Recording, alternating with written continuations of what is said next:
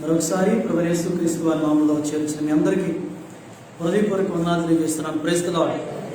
దేవుని యొక్క మహాప్రేమ, ఆయన కృప, ఆయన కనికరాలకు మన దేవునికి ఎంతైనా అవసరమైన మన ప్రభువులో చేసే ముందు దేవుని యొక్క లేఖనాల నుంచి కొన్ని ప్రాముఖ్యమైన సంగతులు జ్ఞాపకం చేసుకొని మనం ప్రభువుల్లో చేవేద్దాం. యోబు గ్రంథము 15వ అధ్యాయం. యోబు గ్రంథము 15వ అధ్యాయము 4వ వచనాన్ని అందరము కలిసి చదువుకుందాం. యోబు గ్రంథము 15వ అధ్యాయము.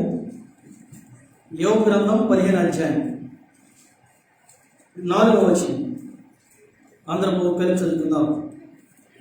నీవు భయభక్తులను వ్యర్థము చేయించున్నావు, దేవుని గురించిన ధ్యానమును హీనపరుచున్నావు. ఒక చదువు ఎవరన్నా? నీవు భయభక్తులను వ్యర్థం చేయించున్నావు, దేవుని గురించిన జ్ఞానమును హీనపరుచున్నావు. చిన్న ప్రార్థన చేసుకుందాం. ఒంటిగా ప్రేమించిన మా ప్రియాపరులకు తండ్రి, మరొకసారి నీ పాచేతికి వస్తున్నాం ప్రభా.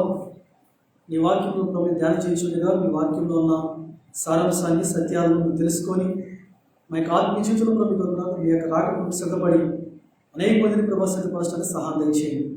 నిలబడి దాసుతో నుండి సజీవ ప్రభు లేఖనం ద్వారా మాతో మీరు మాట్లాడి ప్రభావ కార్యంలో మా యొక్క ఆత్మీయ జీవితాలను సజీవ ప్రభు లేఖనం ద్వారా నింపుకొని సంతోషంగా తిరగడానికి సహాయం దయచేయవలసిందిగా ప్రార్థన చేసుకుంటూ వినగలిగిన చెవులు గ్రహించుకునే ఆయన మనసు అర్థం చేసుకునే హృదయం మాకు కృతజ్ఞత దయచేయవలసిందిగా ప్రార్థన చేసుకుంటూ మా ముందర దీవెనకరంగా చేయవలసిందిగా ప్రార్థన చేసుకుంటూ యేసుక్రీస్తు వారి శ్రేష్ఠకరమైన నామములో అడిగి వేడుకుంటున్నాం తండ్రి. ఆమేన్. మన యోబు గ్రంథం మనం చూసినట్లయితే మరి యోబు తన యొక్క శ్రమలో, బాధలో, కష్టంలో తన స్నేహితులు గురించి యోబుని ఓదార్చాల్సింది పోయి యోబుని వారి యొక్క మాటల ద్వారా, వారి యొక్క క్రియల ద్వారా వారు ఏం చేస్తున్నారంటే ఇంకా ఎక్కువ బాధ పెడుతూ, ఇంకా ఎక్కువ అధైర్యపరుస్తున్న సందర్భాలు మనకు కనబడుతూ ఉన్నాయి. అయినా యోబు మాత్రము ఎక్కడ దేవుని కానీ, దేవుని యొక్క ప్రేమను కానీ, దేవుని యొక్క కృపను కానీ, దేవుడు తన ఏడ చూపించిన తన యొక్క దయా దాక్షిణ్యాలు కానీ ఎక్కడ తృణీకరించిన సందర్భాలు ఎక్కడ మనకి కనపడవు. కారణం ఏంటంటే యోబు ఒక సంగతి గ్రహించాడు.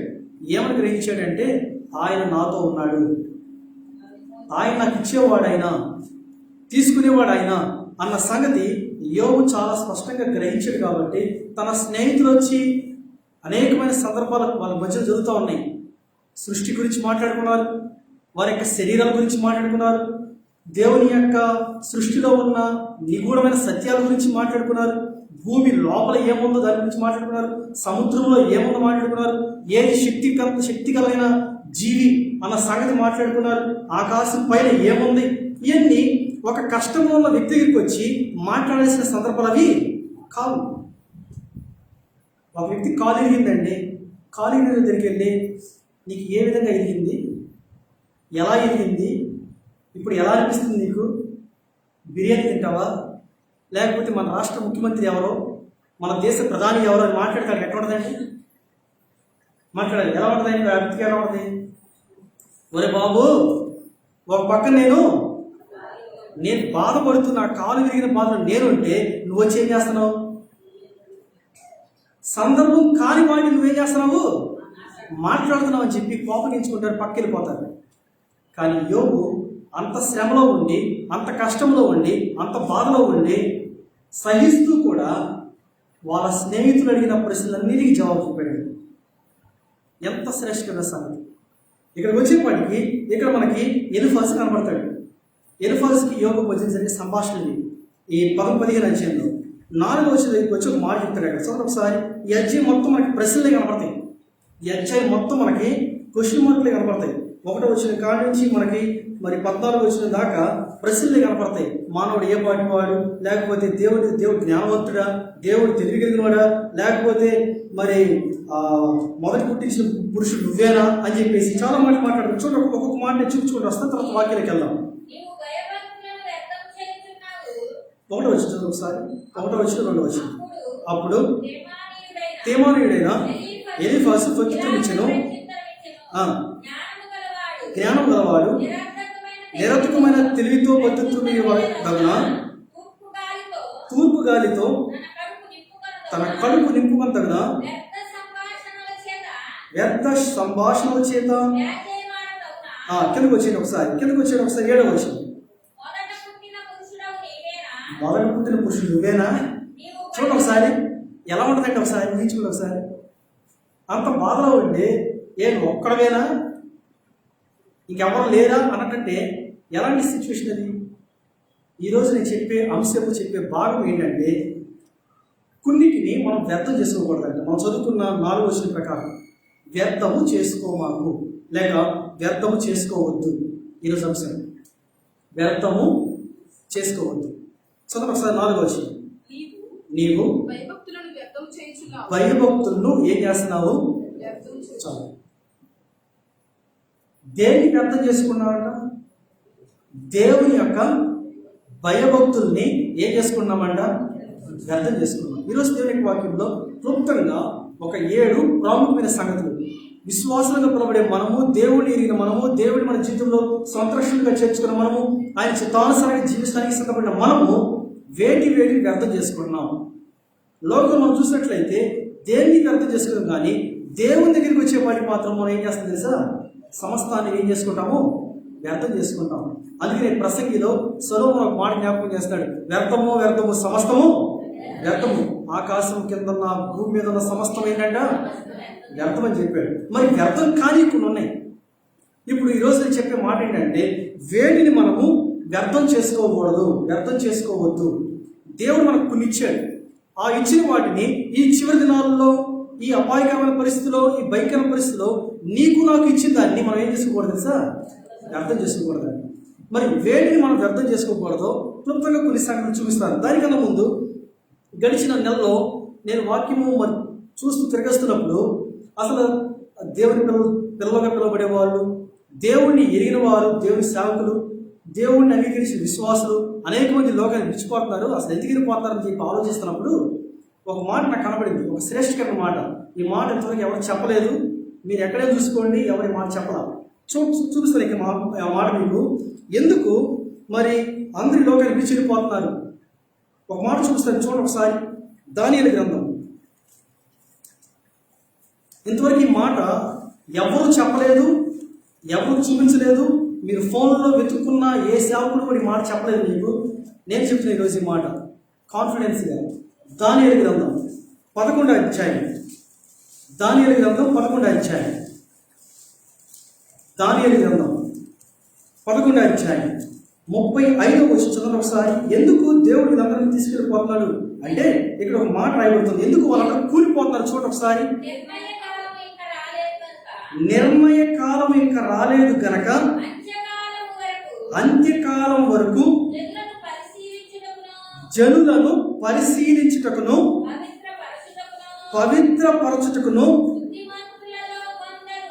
బుద్ధిమంతుల్లో కొందరు ఏమవుతారంట? ఇప్పుడు ఎందుకు వీళ్ళందరూ కూలిపోతున్నారండి? పెట్టల్లాగా ఎందుకు రాలిపోతున్నారు? ఎందుకంట? నిర్ణయ కాలం ఇంకా రాలేదు కాబట్టి కొంతకాలం మీరు ఉండాలి. కాబట్టి అక్కడ రాయబడి మరొకసారి పెనుంటే అండర్లైన్ చేసుకోండి, మాట పెనుండి అండర్లైన్ చేసుకోండి. ఎందుకు అనేక మంది దేవుని పిల్లలుగా పిలవడం వాళ్ళందరూ కూలిపోతున్నారు అంటే ఇక్కడ ఒక మాట రాయబడింది 35వ వచనంలో. నిర్ణయ కాలము ఒకసారి అక్కడ రాదు. నిర్ణయ కాలం ఇంకా. పోయిన వారం దేవుని సేవకులు చెప్పారు కదా, నువ్వు కరోనా టీకా వేయించుకున్నా దేవుడి సమయం వస్తే వెళ్ళిపోతుంది. విన్నారా? అంటే నిర్ణయ కాలం ఇంకా. ఒక్కొక్క మనిషికి ఒక్కొక్క నిర్ణయ కాలం ఉంటుందంట. పుట్టినతేడు తెలుసు, పెళ్లి రోజు తెలుసు, పలానా రోజు తెలుసు, కానీ మరణ దినం అనేది ఎవరికి తెలియదు. అది తెలిస్తే మాత్రం జనాలు ఏం చేస్తారు? మీరు ఆలోచించిన ఒకసారి. 2024 సంవత్సరం పలానా తారీఖు పలానా వ్యక్తి చచ్చిపోతాడని తెలుసు మనకి. ఏం చేస్తారు? ఆ వ్యక్తి ఈలోపే పోతాడు. ఈలోపే పోతాడు. కారణం ఏంటి? తెలిసిపోయిందిగా. కానీ దేవుడు అంట నిర్ణయ కాలం అనేది మనకు చెప్పదు. ఎప్పుడు అనేది చెప్పదు. ఆ నిర్ణయ కాలంలో ఇంకా రాలేదు కనుక అంత్యకాలం వరకు జనులు అంట దేవుడు ఏం చేస్తాడు తెలుసా? పరిశీలిస్తున్నాడంట. ఎవరు ఎలాంటి వారు, ఎవరు ఎలాంటి వారు దేవుడు జనులను ఏం చేస్తున్నాడంట? పరిశీలిస్తున్నాడంట. ఇంకా ఏం చేస్తాడంట? పరిశీలించడం మాత్రమే కాదంట, పరలోక రాజ్యానికి వెళ్ళడం కొరకంట దేవుడు మనల్ని ఏం చేస్తాడు తెలుసా? పవిత్రపరుస్తున్నాడు. రోజు రోజు రోజు రోజు ఏం చేస్తాడంటే ఆయన పరిశీలించి పవిత్రపరుస్తున్నాడు. పవిత్రపరుచుటకును బుద్ధిమంతుల్లో కొంతమంది ఏమైపోతున్నారంటే అండి, కూలిపోతున్నారు. ఇప్పుడు మనకన్నా ముందు వెళ్ళిపోయిన అందరూ బుద్ధిమంతులే. దేవుని సేవకులు కావచ్చు, విశ్వాసులు కావచ్చు, మనకన్నా గొప్ప వాళ్ళు, దేవుని ఎరిగిన వాళ్ళు. ఈ లోకంలో వాళ్ళు కూలిపోతారంటే అర్థం తెలుసా? వాళ్ళు ఎవరంటే దేవుని దృష్టిలో బుద్ధిమంతులు. బుద్ధిమంతులు వెళ్ళిపోతే ఇంకా మిగిలేది ఎవరంటే? బుద్ధిమంతులు వెళ్ళిపోతే ఇంకా మిగిలేది ఎవరు? ఇప్పుడు మనందరం ఏమన్నా ఇప్పుడు మీకు అర్థం అయిపోయింది. మనందరం ఎవరంటే ఇప్పుడు బుద్ధిహీనులు కదా. ఈ బుద్ధిహీనతలో ఉన్న మనల్నంట దేవుడు పవిత్రపరచడానికి ఇంకా ఇంకా పరిశీలించడానికి కోసం వచ్చాడండి మనల్ని.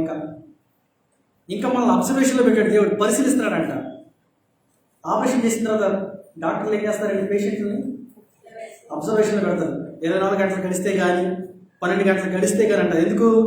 వాళ్ళు ఎవరి ఆధీనంలో ఉన్నారు? వాళ్ళు డాక్టర్ల యొక్క ఆధీనంలో ఉన్నారు. వారు పరిశీలిస్తున్నారు. ఇప్పుడు దేవుడు ఇప్పుడు మనం ఎక్కడ తెలుసా? కొన ఊపిరితో కొట్టుమిట్లాడుతున్నాం. కొన ఊపిరితో ఎప్పుడు ఏమొచ్చి దేవుడు తెలియదు. కొన ఊపిరితో మిట్లాడుతున్నాం. ఇప్పుడు దేవుడు మనల్ని ఏం చేస్తాడు తెలుసా? అబ్జర్వేషన్లో పెట్టాడు. దేవుడు మనల్ని ఏం చేశాడు తెలుసా? ఈ మాట చదివినప్పుడు నాకు బ్రాంచ్ వేసింది. దేవుడు అంటే మనల్ని అబ్జర్వేషన్లో పెట్టాడండి. అబ్జర్వేషన్లో పెట్టాడు అంటే అర్థం ఏంటి తెలుసా? పరిశీలనలో పెట్టాడు. ఆయన యొక్క ఆధీనంలో పెట్టుకున్నాడు. ఎందుకు? నిన్ను నన్నంట పవిత్రపరచడం కొరకు. ఎందుకంటే అండి మనల్నంట పవిత్రపరచడం కొరకు దేవుడు మనల్ని ఏం చేశాడు తెలుసా? ఆయన యొక్క పరిశీలనలో పెట్టుకున్నాడండి. కానీ మనకన్నా ముందు వెళ్ళిపోయిన వాళ్ళందరూ ఎవరు తెలుసా? బుద్ధిమంతులు. మనకన్నా ముందు వెళ్ళిపోయిన వాళ్ళందరూ బుద్ధిమంతులు. మరి నీవు నేను కూడా ఆ బుద్ధిమంతుల కోవలోకి వెళ్ళాలి అంటే నీవు నేను వేటిని వ్యర్థం చేసుకోకూడదో చూద్దాం. ఈరోజు వేటిని మనం వ్యర్థం చేసుకోకూడదు 7 ప్రాముఖ్యమైన సంగతులు చెప్పాలని ఆశపడుతున్నాను. మొదటి మాట చూడండి ఒకసారి. 2వ కొరింథీ 6వ అధ్యాయం మన భాగం చూసే కదా. యోబు గ్రంథం 15:4 ప్రకారము వ్యర్థం చేసుకోవద్దు అన్నాడు ఆయన. వేటిని మనం వ్యర్థం చేసుకోకూడదు? ఇవన్నీ విశ్వాసులకి. వేటిని మనం వ్యర్థం చేసుకోకూడదు? చూడండి 2వ కొరింథీ 6వ అధ్యాయం. 2వ కొరింథీ 6వ అధ్యాయం 1వ వచనం చదవండి ఒకసారి. కాగా మేము ఆయనతోడి పనివారమై మీరు పొందిన దేవుని కృపను వ్యర్థము చేసుకునవద్దని మిమ్మల్ని వేడుకొంచున్నాను. మొదటిగా ఏమి వ్యర్థం చేసుకోకూడదండి? మనం దేవుని కృపను మనం ఏం చేసుకోకూడదండి? వ్యర్థం చేసుకోకూడదండి. దేవుడు మనకిచ్చిన కృపను, ఆయన కృపను మనం ఏం చేసుకోకూడదంట? వ్యర్థం చేసుకోకూడదంట. దేవుడు మనకు కృప ఇచ్చాడు. కృపకాలంలో ఉన్నాము, గ్రేస్ పీరియడ్లో ఉన్నాము. ఈ కృపాకాలంలో ఉన్న మనము దేవుని కృపను మనం ఏం చేసుకోకూడదంట? వ్యర్థం చేసుకోకూడదంట. ఆయన చూస్తలేదులే, ఆయన చూస్తున్నాడులే అని చెప్పేసి ఆయన కృపను మనం దాటిపోకూడదంట. దేవుని యొక్క వాక్యం సెలవుస్తుంది. సామెతల గ్రంథం చూడండి ఒకసారి. 21వ అధ్యాయం 21వ వచనంలో ఆయన కృప ఎలాంటిదో చెప్తాడు అక్కడ. సామెతలు నేను ఒక్కొక్క దానికి ఒక్కొక్క రెఫరెన్స్ మీకు అర్థం కోసం మాత్రమే చూపిస్తాను. చూడండి సామెతలు 21వ అధ్యాయము 21వ వచనం. నీతిని కృపను అనుసరించువాడు జీవాన్ని నీతిని ఘనతను పొందుతాడు. ఇప్పుడు కృపను మనం వ్యర్థం చేసుకుని ఇవన్నీ పొందుకోలేము. ఆయన ఏమంటాడు అక్కడ? నీతిని కృపను అనుసరించేవాడు. ఇప్పుడు కృపలో ఉన్న మనము ఆ కృపను కనుక అనుసరిస్తే కనుక జీవాన్ని నీతిని ఘనతను పొందుకుంటాం. కృపను వ్యర్థం చేసుకున్న వ్యక్తి ఎవరైనా కావచ్చు, ఈ మూడింటిని కోల్పోతాడు. ఏ మూడింటినండి? జీవాన్ని, నీతిని, జీవం అంటే నిత్య జీవం. దేవుడి కృపలో లేడనుకున్న వ్యక్తి ఎక్కడికి వెళ్ళిపోతాడు? నిత్య జీవానికి వెళ్తాడా? వెళ్ళడు. ఆ కృప మన దేవుడి మన మీద దేవుని కృప లేకపోతే మనం నిత్య జీవానికి వెళ్ళలేమండి. దేవుని కృప మన మీద లేకపోతే రక్షించబడలేము. ఆయన కృప మన మీద ఉంది. ఆ కృప మనం ఏం చేసుకోకూడదంట? వ్యర్థం చేసుకోకూడదు. అందుకంటే ఇక్కడ జీవాన్ని కోల్పోతాము, నీతిని కోల్పోతాము, ఘనతను కూడా కోల్పోతాం అంటే. మరి విశ్వాసానికి పిలువబడి మనం దేనికి అర్థం చేసుకుంటున్నాం? లోకంలో మనం దేనికి అర్థం చేసుకోం, కానీ దేవుడి దగ్గరికి వచ్చేపాటికి ఆయన కృపను మాత్రం మనం ఏం చేసుకుంటాం తెలుసా? వ్యర్థం చేసేసుకుంటున్నాం. ఇక రెండో మాట చూపిస్తాను మీకు. రెండో మాట దేనికి అర్థం చేసుకోకూడదు మనం. 1 తిమోతి, నేను ముందే చెప్పే కదా, క్లుప్తంగా చెప్తాను. మీ ఇంటికి వెళ్ళిన తర్వాత దాని మీద ధ్యానం చేసుకోండి, చదవండి. 1 తిమోతి 4వ అధ్యాయం. 1 తిమోతి 4వ అధ్యాయం 14 వచ్చి. రెండోదిగా దేన్ని మనం వ్యర్థం చేసుకోకూడదు చెప్తాడు అక్కడ. 1 తిమోతి 4వ అధ్యాయము 14 వచ్చిన. పెద్దలు హస్త నిక్షేపమును చేయగా ప్రవచనం మూలమున నీకు అనుగ్రహించబడిన నీలో ఉన్న వరమును ఆలక్ష్యం చేయకము అంటే వ్యర్థం చేసుకోమాకు. రెండోది, దేవుడు నీకు ఇచ్చిన వరాన్ని వ్యర్థం చేసుకోమాకు. నీకు ఏ వరం అయితే ఇచ్చాడో ఆ వరాన్ని మనం ఏం చేసుకోకూడదండి? వ్యర్థం చేసుకోకూడదు. వరం ఇచ్చాడండి.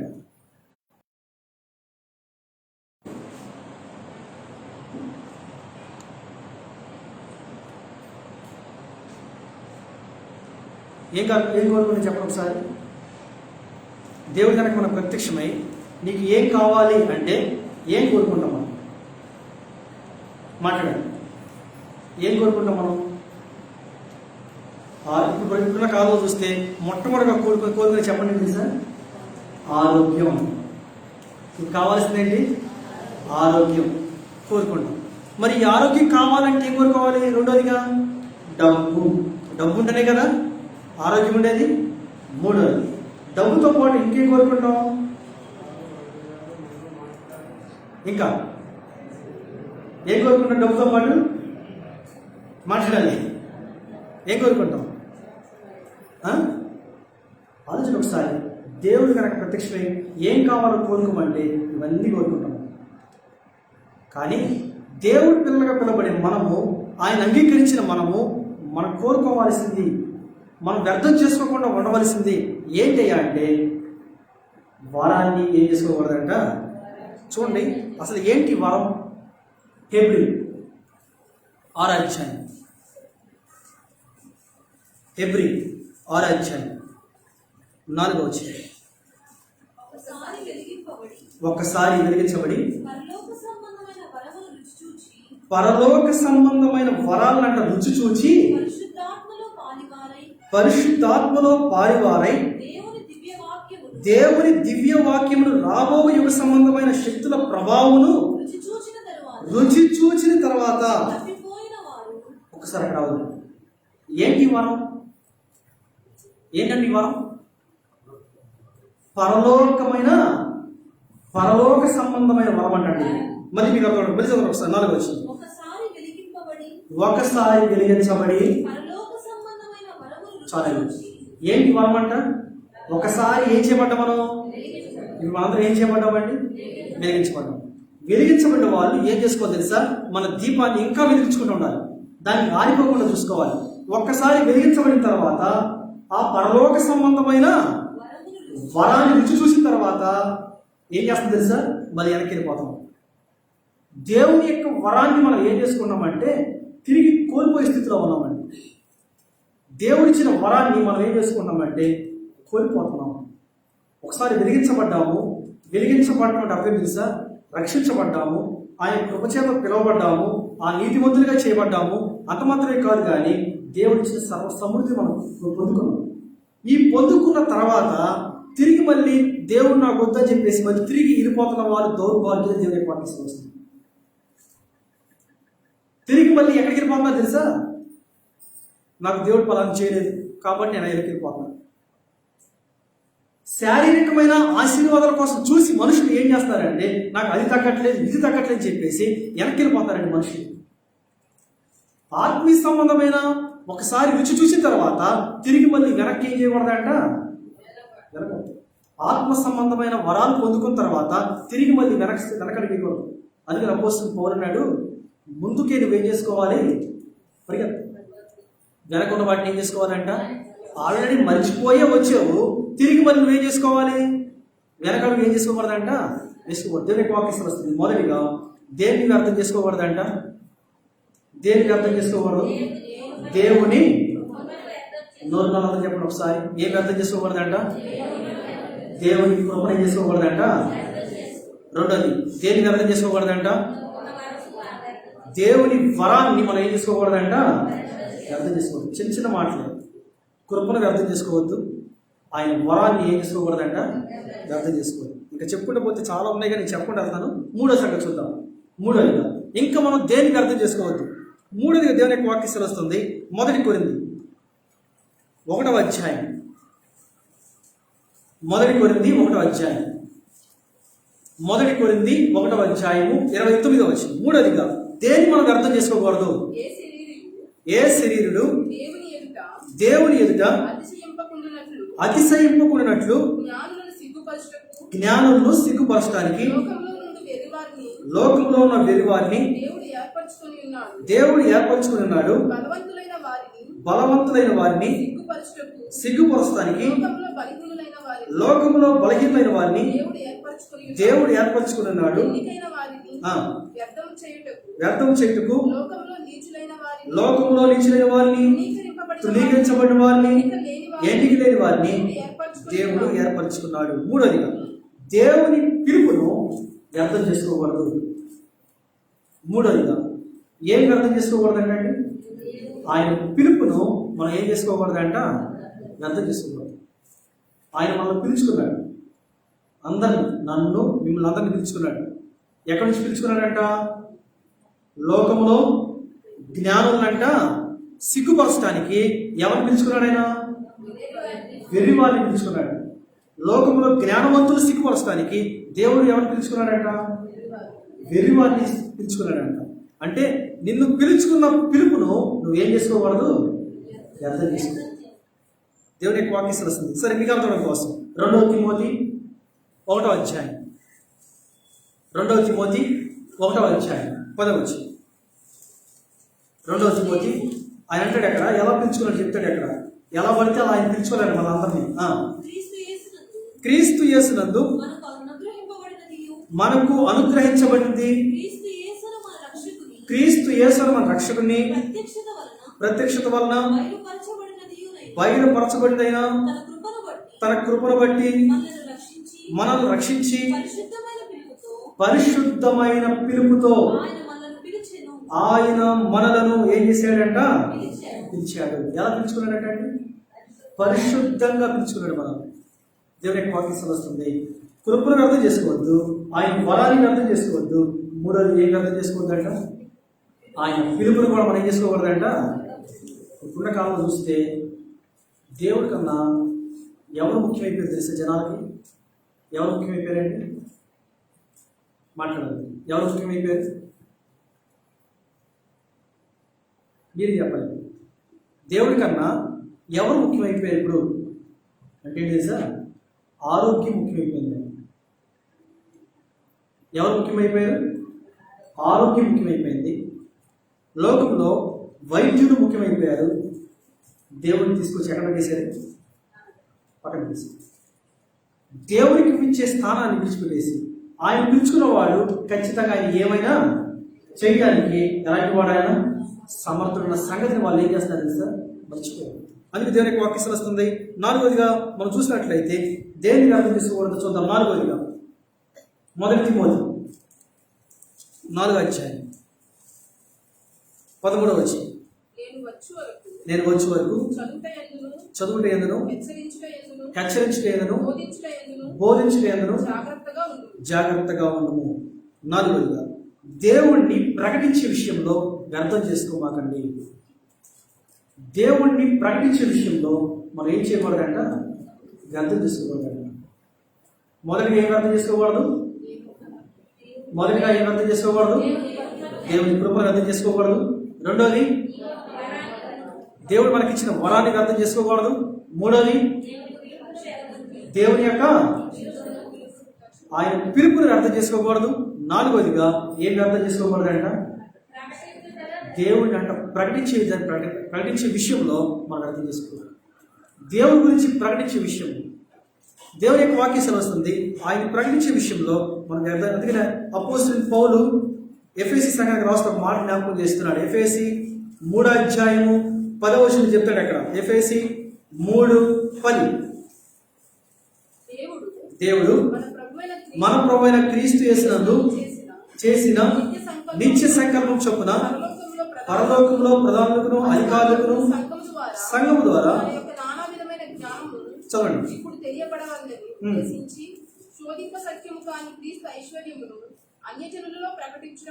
అన్యజనులలో ప్రకటించుటకును సమస్తము సృష్టించిన దేవుని యందు పూర్వకాలం నుండి మరుగై ఉన్న ఆ మర్మం గురించి ఏర్పాటు ఎట్టిదో అందరికీ ఏం చేసుకోవాలంట, తేటపరచాలంట.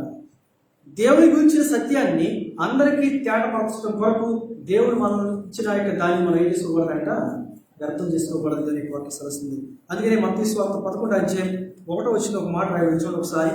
మత్తయి సువార్త 11:1 మాట రాయబడింది. యేసు తన 12 మంది శిష్యులకు ఆజ్ఞాపించిన చాలించిన తర్వాత వారి పట్టణములలో బోధించుటకు ప్రకటించుటకు అక్కడి నుంచి వెళ్ళిపోయారు. ఇప్పుడు వాళ్ళు దేనికోసం పిలుచుకున్నాడంట, దేవుని యొక్క స్వార్థను ఏం చేసుకోవడానికంట, బోధించడానికి ప్రకటించడానికి. అది దేవునికి వాక్యేస్తుంది. నాలుగోదిగా దేవుణ్ణి ప్రకటించే విషయంలో మనం వ్యర్థం చేసుకోకూడదు. దేవుణ్ణి ప్రకటించే విషయం మనం ఏం చేసుకోవాలంట, వ్యర్థం చేసుకోవాలి. ఇక 5వదిగా చూద్దాం. మత్తయి సువార్త 6వ అధ్యాయం. మత్తయి సువార్త 6వ అధ్యాయం 19 భూమి మీద మీ కొరకు ధనమును కూర్చుకొనవద్దు, ఇక్కడ చిమ్మిట తుప్పు తినివేయును, దొంగలు కన్నం వేసి దొంగలిస్తారు. చాలు. ఇక్కడ చూసినట్లయితే దేవుడిచ్చిన సమృద్ధిని కూడా మనం ఏం చేసుకోకూడదు తెలుసా, వ్యర్థం చేసుకోకూడదు. దేవుడిచ్చిన సమృద్ధిని మనం ఏం చేసుకోకూడదంట. కానీ భూమి మీద ఉన్నదైతే ఏమైందంటండి, ఏమైపోయిందంటే భూమి మీద ఉంది మాట్లాడాలి. ఏమైందంట, చిమ్మిట, ఇంకేమైందంట తుప్పు. మొన్న వచ్చిన వార్తలో ఒక మాట చూశాను. ఒక అడుక్కునేవాడంట పాపం, దరిదాపు 10 సంవత్సరాలు అడుక్కొని డబ్బు అంతా పోగు చేసి ఒక చోట భద్రపరిచి చచ్చిపోయాడు. ఈ వాసన వస్తుందని చెప్పి ఆ పూలు గుడిసెలోకి వెళ్ళి అధికారులు అంటే పంచాయతీలో వెళ్ళి చచ్చిపోయినట్టు బయట తీసుకొచ్చిన తర్వాత ఇంకా ఏమైనా ఉందా అని చెప్పి చూస్తే ఒక మూలన అంటే ఒక పెట్టి ఉందండి. మూలన ఏముందండి, ఒక పెట్టి ఉందండి. ఆ పెట్టి తీసి చూస్తేనంట కంగు తినారంటండి. అది ఎందుకు తెలుసా, పెట్టి నిండా డబ్బులు ఉన్నాయంట. అవి లెక్కేస్తే 8,62,000 ఉన్నాయండి. ఎంత ఉన్నాయండి, 8,62,000 ఉన్నాయంట.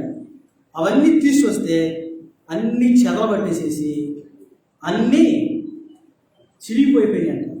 పేరుకి ఎవరండి, పేరుకి ఏంటి, పేదవాడు అడుక్కునేవాడు. తిన్నాడా, ఏదో అడుక్కోవడం మాత్రం తెలుస్తుంది, కానీ ఆ అడుక్కున్న దాన్ని ఏ విధంగా వృద్ధి చేసుకోవాలో, దాన్ని ఏ విధంగా ఖర్చు పెట్టుకోవాలో, ఏ విధంగా దాన్ని ఉపయోగించుకోవాలో, ఏ విధంగా దాన్ని వినియోగించుకోవాలో ఆ వ్యక్తికి ఏమాత్రం కూడా తెలియదు. ఎవరి కోసం చేయడు. అందుకని లోకంలో ఒక సామెత కదా, రాజుల సొమ్ము ఎవరి పాలైందంట, అంతే. వాడు తినడం పట్టవాడిని తినడం. ఆలోచన ఒకసారి. ఈ భూలోకంలో అయితే చిరిగిపోద్ది, చెమట పడిద్దంట, తెగులు పట్టింది. కానీ దేవుని యొక్క వాక్యం అనే సత్యం మన జీవితంలో సమృద్ధిగా పెట్టుకుంటే అది ఏమో తెలుసా, చిరిగిపోదు. తర్వాత ఇంకేమవుదంట, తుప్పు పట్టదు. దొంగలంట కన్నం వేసిన ఏమవుదంట, అది దాన్ని తీసుకోవాలి. కారణం ఏంటి, అది ఎవరి దగ్గర ఉంది, మన దగ్గర ఉంది. అందుకే దేవుని యొక్క వాక్యం వస్తుంది. చూడండి, దేవుడి ఇచ్చిన సమృద్ధిని మనం ఏ విధంగా వ్యర్థం చేసుకోకూడదో ఒక మాట చూపిస్తాం మీకు. 2 పేతురు 1వ అధ్యాయం ఆయన మనకి ఏ సమృద్ధి ఇచ్చాడు, ఇచ్చిన సమృద్ధిని ఏ విధంగా మనం ఉపయోగించుకోవాలి. 2 పేతురు 1వ అధ్యాయం 2 పేతురు 1వ అధ్యాయం 11వ వచనం. 2 పేతురు 1:11. మీరింటి క్రియలు చేయువారైతే ఎప్పుడు కూడా మీరు ఏమవరంట, తృప్తిలరు. అలాగున మన ప్రభువును రక్షకుడైన యేసుక్రీస్తు యొక్క నిత్య రాజ్యంలో మీకు ఎలా ఉంటుంది? సమృద్ధిగా ఉంటుందంట.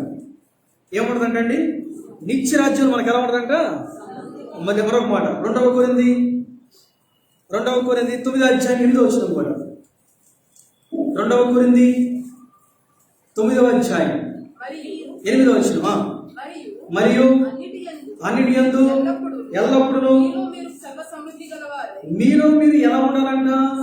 సర్వ సమృద్ధి గలవారై ఉత్తమమైన ప్రతి కార్యం చేయుటకును దేవుడు మీడల సమస్త విధములైన కృపను విస్తరింపజేస్తారండి.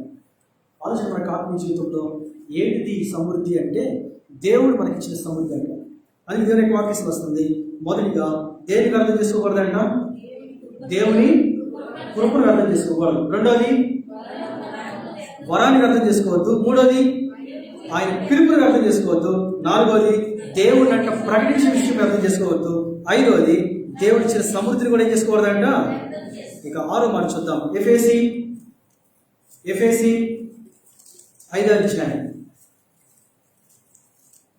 ఎఫెసీ 5వ అధ్యాయం 6వదిగా దేన్ని మనకు అర్థం చేసుకోకూడదంటే అక్కడ రాయబడిన మాట. ఎఫెసీ 5వ అధ్యాయం 15వ వచనం. దినములు చెడ్డవి కనుక సమయమును పోనీయక చాలు. 6వదిగా దేవుడు ఇచ్చిన సమయాన్ని కూడా ఏం చేసుకోకూడదంట? వ్యర్థం చేసుకోవద్దు. దేవుడు ఇచ్చిన సమయాన్ని కూడా మనం ఏం చేసుకోకూడదంట? వ్యర్థము చేసుకోవద్దు. ఎందుకు వ్యర్థం చేసుకోవద్దు ఆ సమయాన్ని అంటే, మొదటి దశలోనికి రాసిన పత్రికలో చెప్పాడు దానికి జవాబు. మొదటి దశలోనిక 2వ అధ్యాయము 19వ వచనం దానికి జవాబు చెప్పాడు. చూడండి ఒకసారి. మొదటి దశలోనిక 2వ అధ్యాయము 19వ వచనంలో దానికి జవాబు చెప్పాడు.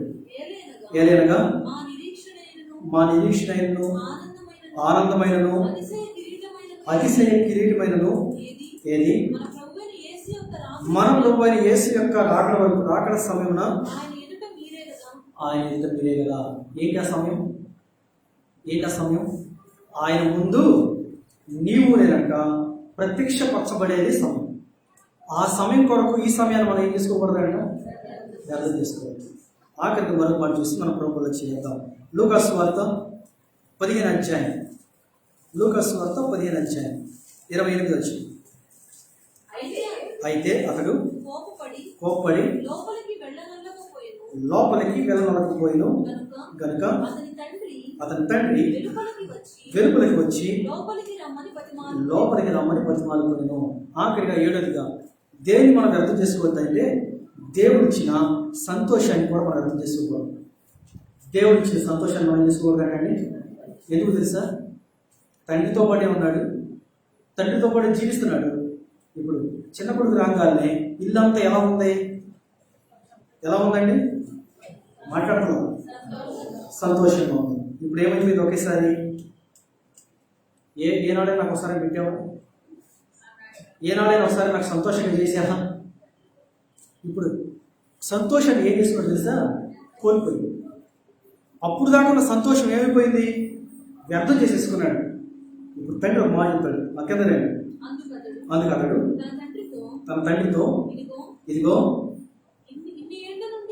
ఇన్నేళ్ళ నుంచి, అంటే ఇన్ని సంవత్సరాల నుంచి ఈ వ్యక్తికి ఏం లేదంట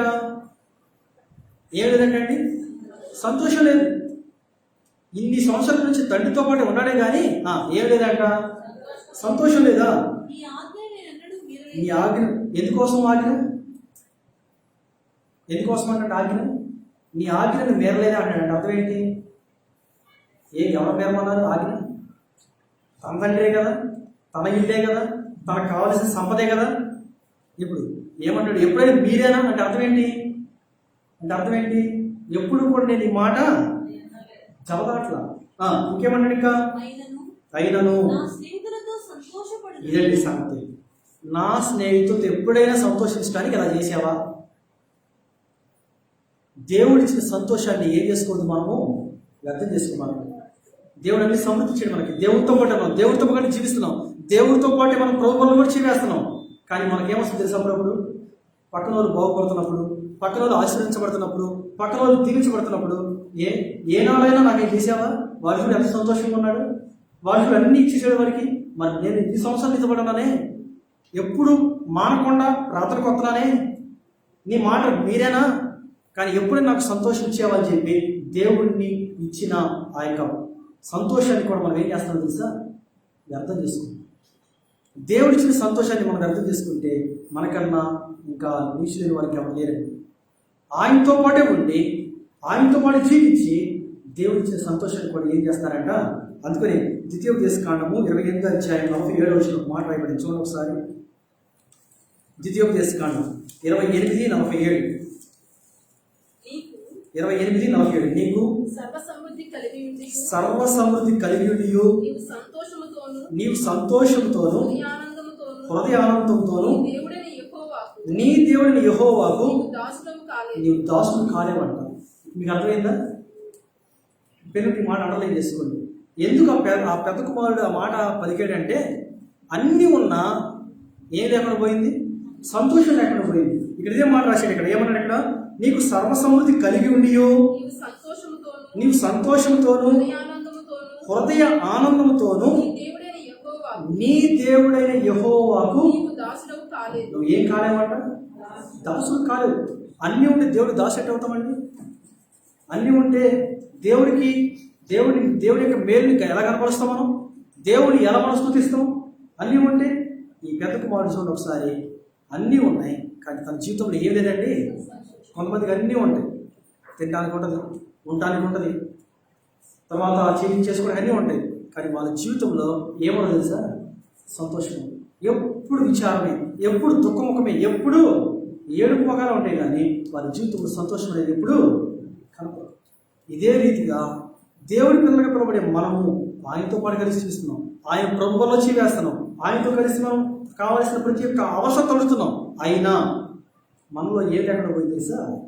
సంతోషం. దేవుడి ఇచ్చిన సంతోషం. అందుకని బైబిల్లో మాట్లాడది, ఆనందించుడి ఎల్లప్పుడూ ప్రభువును ఏం చేసుకోమన్నాడు ఆయన? ఆనందించు. ఎందుకు తెలుసా? నేను మీతో ఉన్నా, ఎల్లప్పుడూ మీతో ఉన్నా కాబట్టి నేను ఆనందించమంటాడు.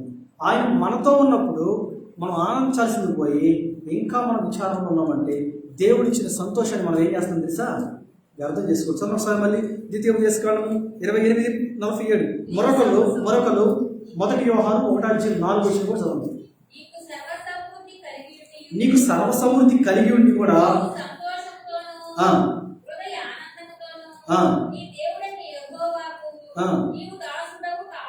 ఎందుకు కాలేవు? 45 చెప్పాడు అక్కడ.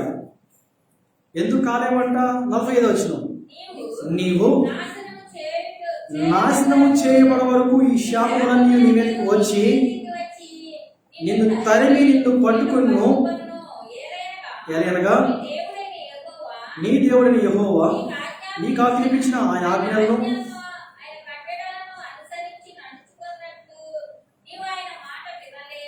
నీవు ఆయన మాటను ఏం చేసుకోలేదు, వెళ్ళిపోయినాడు. సంతోషంగా తిరిగి వచ్చేసాడు, సంతోషంగా లోపల తిరిగి జరుగుతుంది. ఇతడు కూడా పెద్దవాడు కూడా వచ్చి తప్పోయిన కుమార్తె ఆ తమ్ముడు చూసి ఆనందించాలి, తన తండ్రితో కలిసి మొత్తం కలిసి సంతోషించాల్సింది పోయి ఇప్పుడు ఏం చేస్తాడు తెలుసా? ఆయన మాట వినకుండా వచ్చిన సంతోషం కోల్పోయాడు. ఇప్పుడు 1 యోహాను చూడండి ఒకసారి. అంటే ఇక్కడ 1 యోహాను 1:4 నీ సంతోషం పరిపూర్ణం అవ్వాలంటే ఏంటి సంగతి రాస్తున్నాడు? పై వచ్చింది మాతో కూడా మీకును సహవాసం కలిగినట్లు చాలండి. ఆయనతో దేవుడితో ఏ వ్యక్తి అయితే సహవాసం కలిగి ఉంటాడో ఆ వ్యక్తి జీవితంలో సంతోషం ఉండదు. సంతోషాన్ని కోల్పోడు. సంతోషాన్ని ఏం చేయడు? కోల్పోడు. దేవుడితో పాటు సంతోషం ఇంకా ఏమంతా పోయిద్దాం. మాట్లాడు ఒకసారి. దేవుడు మనతో ఉంటే సంతోషం ఉండిద్దా పోయిద్దా? పోయిద్దా? మీకు అర్థం కోసం హెబ్రోన్లో కాన్వకేషన్ జరిగింది. కొన్ని లక్షల మంది వస్తారు. ఆ సమయంలో ఆ కిచెన్లో అంట బియ్యము, పప్పు ధాన్యాలు, ఏమీ లేవంట. ఉపధాన్యాలు ఏమీ లేవు. ఈరోజు ఆ యొక్క సంఘటన జరిగింది. తర్వాత రోజు నుంచి మీటింగ్స్ అన్నమాట. ఇప్పుడు ఏమైందంటే అక్కడ ఉన్న పెద్దలు వచ్చి, ఆ కిచెన్లో వాళ్ళు కూడా వచ్చి బక్సింగ్ గారి గురించి చెప్పారండి.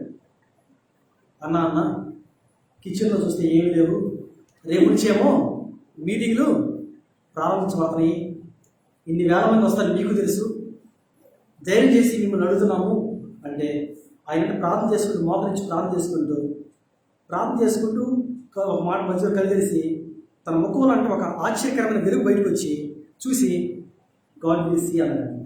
యెహోవా ఈరే అన్నాడు.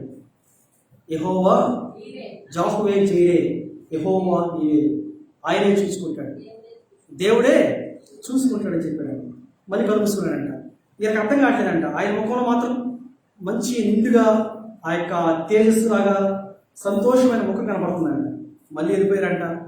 సాయంత్రం అయిపోయింది. మళ్ళీ వచ్చారంట.